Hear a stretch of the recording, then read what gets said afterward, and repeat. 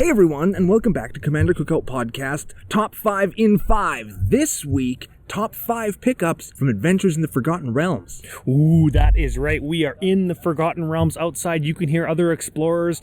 You can hear bugs. Don't forget, we are brought to you by FusionGamingOnline.com, your source for all of your gaming needs. Something rustling in the bushes over there. CCO Fusion 5 promo code to get you 5% off all of your Forgotten Realms cards. Sealed, singles, they've got it all. Hit them up. It lets them know that their partnership with your boys is a good one. Why did you bring me out here? It's nice. It's hotter than Satan's butthole, but it's nice. What's number 5? Treasure Vault. Treasure Vault? That cool artifact land that makes treasure tokens. Not only is it a treasure-relevant card, which I think will become more relevant in the future, it's also an artifact land which never goes out of style, and if you're playing Revel in Riches, you could make a whole ton of mana, make a whole bunch of treasures at the beginning of your opponent's end step, and then just win.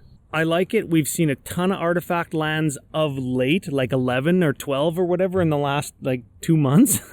So pile this one on. It's a good one. Moving on to number 4.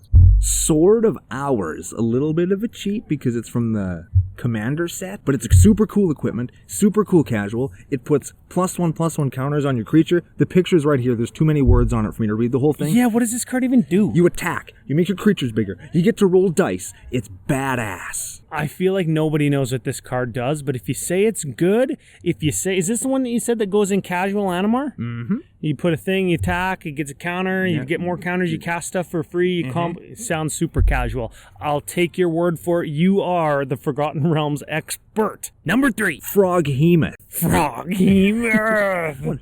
Listen to that name. Look at this art. Look at those abilities. It gains you life. It kills graveyards. It kills players. It does everything you want a card to do. And it has haste.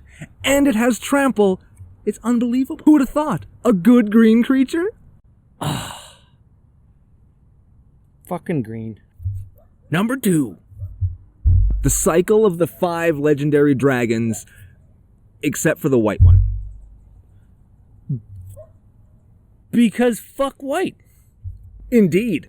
They're the most EDH cards I've seen in a long time. You gotta look at what they do. They attack, and if you have no cards in your hand, they'll refill your hand back up. You have 20 power, they 20-something. You swing in with your whole team, make 1 billion mana. If they do everything that an EDH deck wants to do in kind of one of those casual, crazy games that we like to play in, and they're all here. They're all cool in multiple art treatments. I do like the multiple art treatments. I do like that these are an indelible part of D&D or Forgotten Realms. Everybody knows their names. Everybody can imagine in their mind's eye what those dragons look like or how they act. The flavor, the ambiance, the gravitas around them is all important, right? Look at the red one. It says do 20 on it. I do love 20s. Okay, and the number 1 pickup from Adventures in the Forgotten Realms, as per your boy, he makes the list. You know how we make the game run?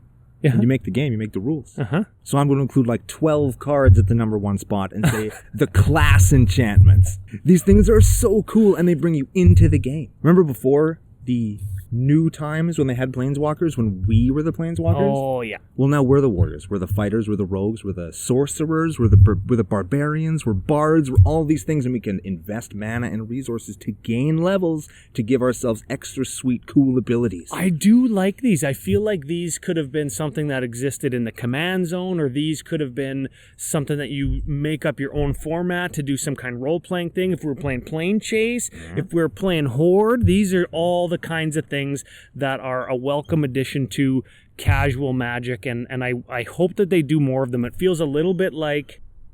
Man, there's so many animals and sounds and smells out here. I'm afraid. It feels a little bit like Level Up from... I thought I knew that guy. Definitely thought I knew that guy. It feels a little bit like Level Up from Rise of Eldrazi. It feels a little bit like Sagas. It feels a little bit like D&D with actually how it's named. Good number 1. I think so too. I mean, they might not show up again for a while until they do this again, which they fucking better. But hey, for right now, they gave us 12 of them, and that's pretty cool. That's actually more than I thought that there even were, because I hadn't counted. I'm glad that you did. Somebody has to do the hard work around here, Ryan.